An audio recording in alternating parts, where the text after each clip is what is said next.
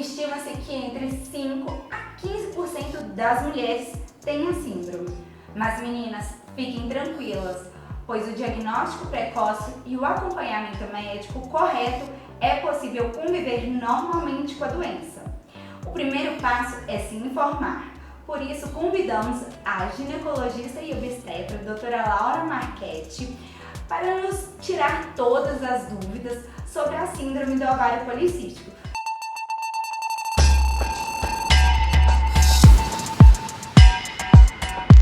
Doutora Laura, muito obrigada por ter aceitado o nosso convite. Espero que a gente consiga esclarecer todas as dúvidas das nossas plugadas. Eu que agradeço o convite e espero voltar aqui mais vezes para a gente falar de vários temas. Muito obrigada. Então, eu queria que você contasse pra gente o que é essa síndrome, né? A síndrome ainda existe muita coisa para ser falada, estudada sobre ela, mas a gente já sabe que é a endocrinopatia mais frequente na mulher no período fértil, na idade reprodutiva. Nossa, e quais são os sintomas que essa síndrome causa? Os principais são irregularidade menstrual.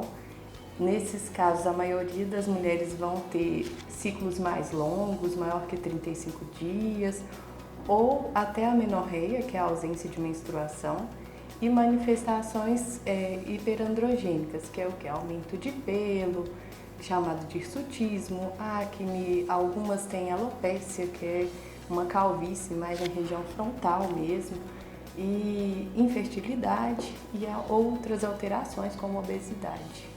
E quais são as causas que leva a ter essa síndrome? As principais causas ainda são estudadas, mas o que a gente tem já confirmado seria um fator genético, então uma história familiar aumenta a chance da paciente ter, junto com fatores ambientais, por exemplo, maus hábitos de vida que levem ao sobrepeso, obesidade, vai estimular a produzir a síndrome. Então pode dar depois de um determinado... A mulher já começa, a menina, né? No caso, começa a menstruar e tudo mais e de repente não tem e surge. Pode acontecer? Pode acontecer. A gente tem visto até nessa questão aí de pós-pandemia um ganho de peso e aí começa a ter irregularidade menstrual e quando você vai pesquisar a gente já evidencia a SOP. E como que é diagnosticado e quais são os exames que são realizados para diagnosticar? Até hoje a gente usa um consenso que chama Rotterdam.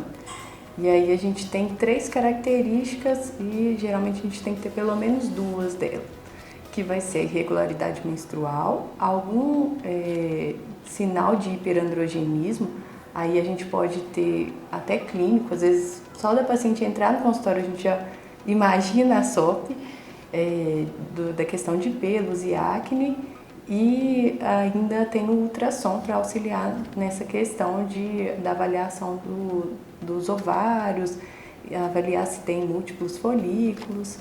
E aí a gente também deve pedir alguns exames laboratoriais para excluir outras causas, por exemplo, alterações de tireoide, prolactina, descartar uma gravidez por causa às vezes, ausência de menstruação. Entendi. E quais são as opções de tratamento, se tem cura? Tem cura, principalmente se a gente fizer esse diagnóstico mais precoce. O primeiro fator para ter um bom tratamento e cura é mudança no estilo de vida, que é uma atividade física pelo menos 3 vezes na semana, uma reeducação alimentar. E aí os outros tratamentos a gente vai avaliar de acordo se essa mulher ela quer engravidar ou não. A mulher que não deseja engravidar no momento, a gente pode usar anticoncepcionais combinados, que vai ajudar nos sintomas da acne, do aumento de pelos, e ainda vai dar uma previsibilidade para ela de quando ela vai menstruar, para se programar. A gente pode fazer o uso de laser, de espironolactona para a questão dos pelos também. Na mulher que deseja engravidar, algumas vezes a gente tem que abrir mão de indutores de ovulação. E na questão da hiperinsulinemia, do aumento do risco de diabetes, a gente pode usar a metformina, que é a mais utilizada, até para as pacientes que desejam engravidar, e ajuda também um pouquinho na redução de peso. E chega a ter sequelas, alguma coisa assim, ela deixa?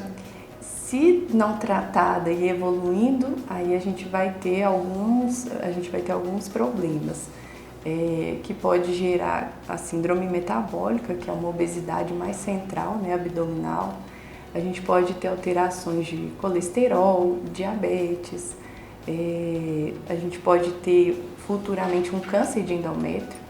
Então é super importante mesmo fazer esse diagnóstico e evitar um monte de repercussão. Não, verdade, né? Quanto mais você tratar, né, melhor. E você chegou a falar que afeta a fertilidade, então tem mais dificuldade? Tem mais dificuldade. A gente tem principalmente um aumento do hormônio que chama LH, que é o que vai estimular a produção dos hormônios masculinos, e com isso ele não deixa que o FSH, que é o que recruta os folículos no ovário, haja para estimular essa ovulação. Então é como se os ovários ficassem um pouco ali paralisados, estagnados. E aí a mulher tem mais dificuldade mesmo para engravidar por isso, por não ter ovulação. Ah, tá. E ela pode menstruar e não ter ovulação? Ela às vezes ovula, talvez, menos de 8 vezes num ano. O que seria mais ou menos 12, né? Uhum. Então ela tem algumas ovulações, a gente não consegue prever muito quando será essa ovulação. A síndrome, ela pode levar ao desenvolvimento de diabetes, a resistência à insulina? Ela pode, mais ou menos 70% das mulheres que têm, elas têm um defeito no receptor da insulina. E aí vai provocar uma superprodução, que a gente fala que é a hiperinsulinemia. Às vezes a obesidade está muito ligada também, ou a mulher já desencadeia a síndrome por um ganho de peso, ou ela acaba desenvolvendo a obesidade junto. A gente fala que é um ciclo. E aí as duas coisas vão gerar um aumento do risco de diabetes mesmo. Entendi. E existe a possibilidade de, durante a gravidez, desenvolver, e quais são os riscos para gestantes? Geralmente, durante a gravidez, não.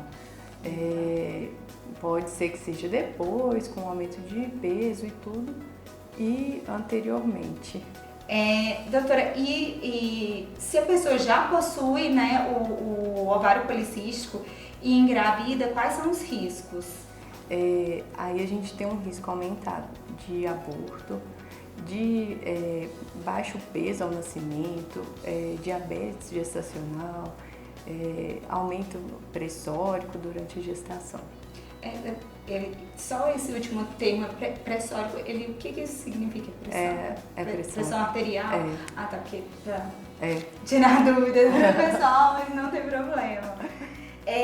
E para finalizar essa nossa conversa, quais os problemas emocionais, como ansiedade, depressão, assim, se pode piorar, gerar, o que pode trazer como parte emocional? Até pelos sintomas, né, do ganho de peso, ou até uma dificuldade de perda de peso, aumento de pelo, acne, acho que nenhuma mulher deseja nada disso. Então isso pode gerar uma ansiedade, porque é difícil, né, essa reeducação, mudar os hábitos de vida mesmo, não é muito fácil. Então isso tudo pode gerar ansiedade e depressão.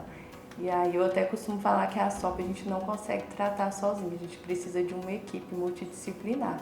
Então a gente vai pedir a ajuda de endocrinologista, de nutricionista e psicólogo também. Ah, tá ok. Muito obrigada, viu?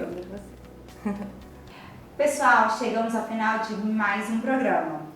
Lembre-se que o conhecimento sobre o próprio corpo, a prática de exercícios físicos regulares e uma alimentação rica em minerais e vitaminas nos auxilia na prevenção. Se achou o tema interessante, curta e compartilhe, principalmente com aquela amiga, irmã ou colega que precisa saber mais sobre o tema. Ficamos por aqui, um forte abraço.